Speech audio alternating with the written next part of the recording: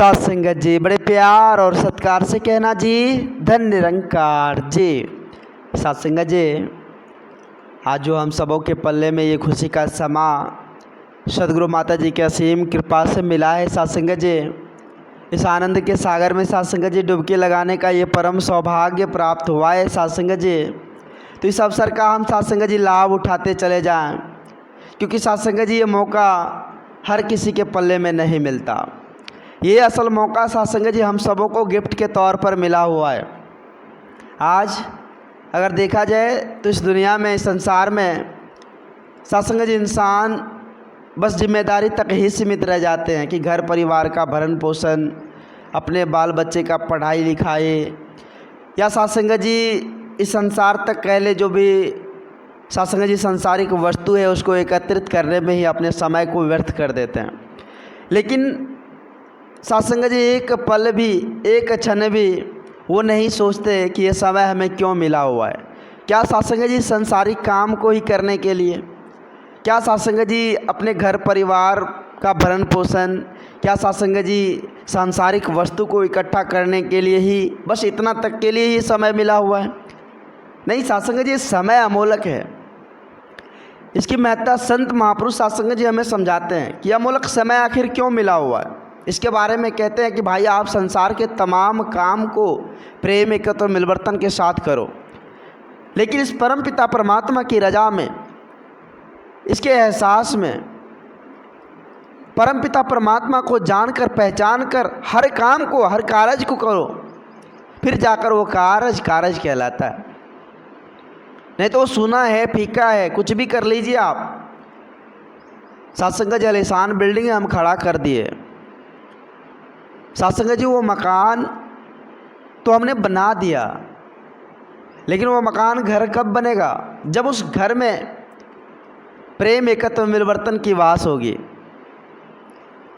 जब सात संगत जी सभी एकत्व मिलवर्तन के साथ रहेंगे, समदृष्टि का भाव होगा, फिर जाकर वो मकान घर बन पाएगा सात संगत जी। नहीं तो बड़े बड़े ऊंची बिल्डिंगों में भी सात संगत जी इंसान रोते हैं। बड़े बड़े खजाना प्राप्त कर लिए, महारथी हासिल कर दिया, हर चीज़ हासिल कर ली है, लेकिन फिर भी सात संगत जी वो दुखी है। ऐसे ऐसे इंसान भी है इस धरती पर। तो कहने का भाव सात संगत जी, उसको तो संसारिक किसी भी चीज़ की कोई कमी नहीं है, कमोबेश नहीं है, लेकिन कमी क्या रह गई? उन्होंने समय को, समय में समय का कद्र नहीं किया।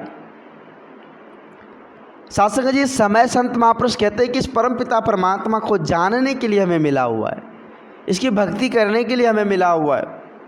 अगर इसकी भक्ति से हम जुड़ जाते हैं, अगर इस परम पिता परमात्मा को सच्चे सदगुरु की कृपा से जान लेते हैं, और सात संगत जी फिर जाकर वो समय मेरा खर्च होता है, तो फिर एक एक पल, एक एक क्षण, एक एक एहसास सात संगत जी खुशी बड़ा होता है।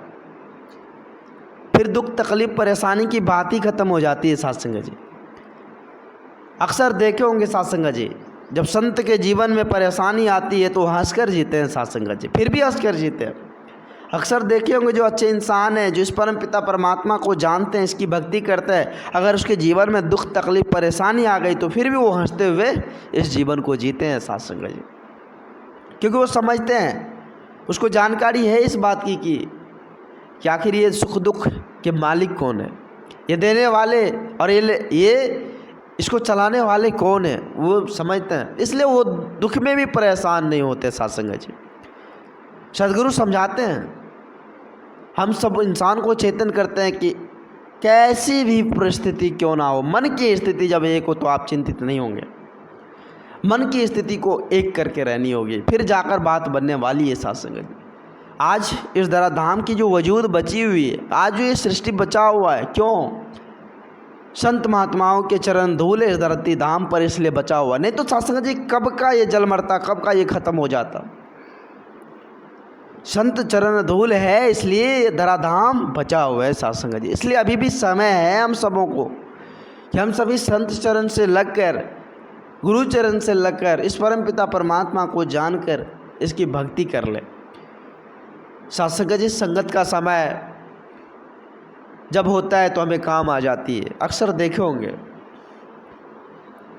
लेकिन संत महापुरुष कहते हैं कि भाई आप 100 काम को छोड़कर पहले स्नान कर लो। संत महापुरुष के प्रमाण है कि संत महापुरुष कहते हैं कि पहले 100 काम को छोड़ दो फिर स्नान कर लो। फिर कहा जाता है साध संगत जी कि तुम 1000 काम को छोड़कर पहले खाना खा लो।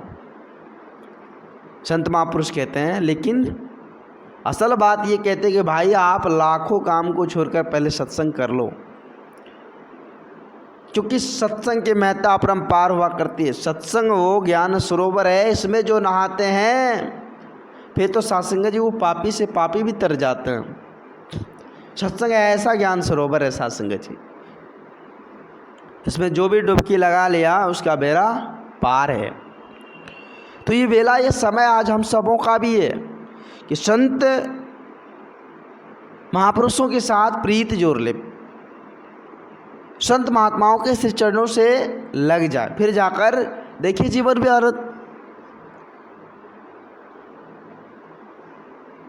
आनंद सभी चाहते हैं, खुशी सभी चाहते हैं, लेकिन उस रास्ते को अपनाने के लिए सभी नहीं चाहते साध संगत जी।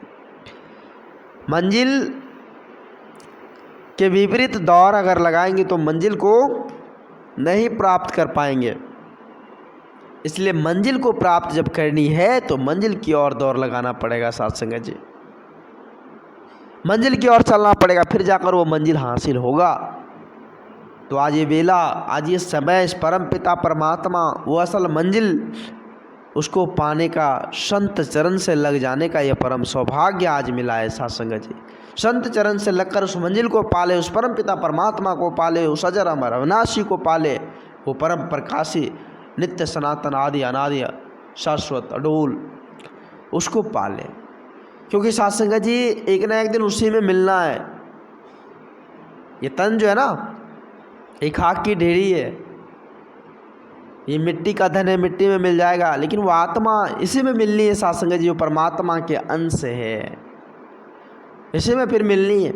तो फिर साध संगत जी अगर हम इस तन रूप में परमात्मा ने हमें सजाया है तो साध संगत जी उस समय को हम उस पर खर्च करें। सांसारिक चीज़ टिकने वाला नहीं है, ये मिट्टी का है, मिट्टी में मिल जाएगा। जो भी सामान, जो भी वस्तुएं हमने इकट्ठा किए, जो भी धन दौलत इकट्ठा किए, जो भी महल अटारी बनाए, वो मिट्टी का है, मिट्टी में मिल जाएगा। यहाँ तक कि शरीर भी मिट्टी में मिल जाएगा। बचेगा क्या? वो आत्मा, जिसको जवाब देना पड़ेगा साध संगत जी। तो ये समय खुद को पहचानने की है, खुद को जानने की है। इस समय अमूल्य समय को व्यर्थ ना करे। दास अधिक शब्दों का सहारा नहीं लेगा, दास माफ़ी चाहेगा। दास को माफ़ करना, अपने श्री चरणों से जोड़े रखना। दास भूल चूक के लिए क्षमा चाहेगा, प्यार से कहना जी। धन्य निरंकार जी।